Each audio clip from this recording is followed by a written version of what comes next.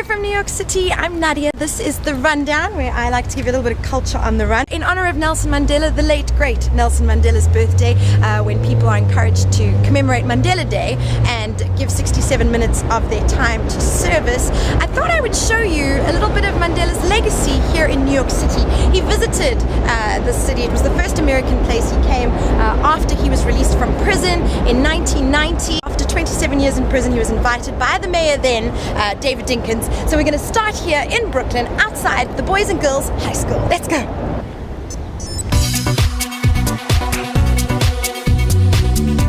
When Nelson Mandela was coming to New York, he arrived at JFK. There were thousands of people waiting to see him, and he was running late, and they suggested that he skip stopping at the school, but he said no. He wanted to make sure he made the stop here, and he did, and thousands of people lined the streets as well here outside the school just to see him. I came here about 3 years ago when they named the field in his honor, Nelson Mandela Field. So the trip was made to raise funds for and support for ending apartheid.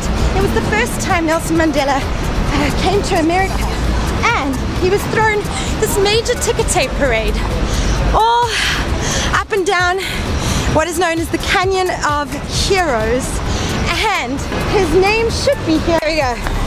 1990, Nelson Mandela, African Congress leader. He was the only non-American next to Winston Churchill to be thrown a ticker tape parade, and it was amazing. They had to create this whole Mandela mobile for him to protect him. Ticker tape parades were generally thrown for sports heroes and sports champions, so it was a pretty big deal to have Nelson Mandela honored in that way. He was making a 3-day stop in New York. It was a 10-day tour of America, so he had to cram a lot of things in, including a stop here at City Hall, where he spoke to the sorry, can't film here, but anyway, outside, we can stand outside City Hall. He gave a speech here at City Hall, you know, as a human rights icon. There was so much anticipation to hear him speak, and he gave another important speech as well, the next place that we're going to stop by.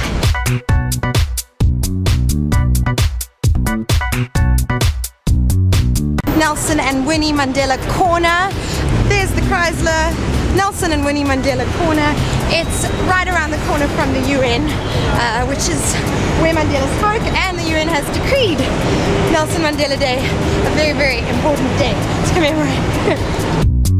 The UN, he gave a very, very powerful and moving speech, and I would encourage you to look it up. It's one of the all-time greats, and it's actually a piece that his speech, a piece of it I've used in quite a few stories that I've done for radio about Nelson Mandela back home in South Africa. Can't go just yet, it is so hot. Doesn't help that I'm not wearing the most lightest of t-shirts, but I have to show my support, right? And actually, fun fact, coming here to cover the 91st birthday concert at Radio City Music Hall in honor of Nelson Mandela's birthday was the impetus and the drive I needed to get me to come and live in New York, because I was here and I just felt that calling so strongly when I was here in the city to cover that. It was about 2 weeks I spent here, and I really, really loved it. And I thought, if I could work here and live here, that would be my dream come true. So, yeah, thank you, Nelson Mandela. I mean, he's given us so much, but that concert at Radio City Music Hall, got to meet shake Stevie Wonder's hand and see so many great artists perform in his honor. Mandela also gave a speech at the Riverside Church in the Upper West Side. He stayed on the Upper East Side at Gracie Mansion, the residence of the mayor, who at the time was David Dinkins, the first black mayor of New York City.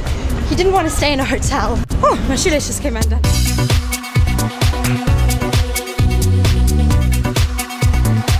And it's here in Harlem where perhaps the most excitement was felt for Mandela's visit here to New York City. African Square, as it's been fondly renamed, this corner of Adam Clayton Powell Jr. Boulevard and 125th Street. This is where Mandela was met by throngs of people, lines and rows. People came from everywhere to come and just see him, touch him, wave to him, call out to him, and the offices of Charles Rangel, a congressman who was very instrumental in bringing him here, are just over there. So he tells some great stories about what it was like to be here on that day, and I can imagine it was a very special moment in time. And sometimes I'll be walking here in the streets of Harlem and you'll see a photograph of Mandela in a shop window, or a portrait of him still being sold. He's still here, often next to pictures of former President Barack Obama. Another example of Mandela's legacy here in New York is this garden here in Harlem. It's called the Nelson Mandela Community Garden, and the organizers created it because they took their inspiration from Nelson Mandela's autobiography, Long Walk to Freedom, where he talks about how he was looking after a garden, that he was given a rooftop garden. He was given consent to tend to it by his warders at Pollsmoor prison, which is where he moved to after he left Robben Island, before he was released. And they wanted to create this garden in his memory. This garden is dedicated to the struggle of freedom and justice everywhere. That is why it's so important, I think, to have his legacy still remembered in places like New York, because it's still a living example. That makes it a living example when you're fighting for human rights and for dignity of everybody. I really love this garden. There's some wildflowers and what we would call a braai over there. You guys would call it a barbecue. You can sit and have a braai or a barbecue in this pretty garden. It's open on the weekends. Lots of sunflowers, kids' pictures, Nelson Mandela. It always seems impossible until it's done. Yes, amen. Perhaps one of Mandela's best quotes. Look at the sunflowers. This just makes me so happy to see it.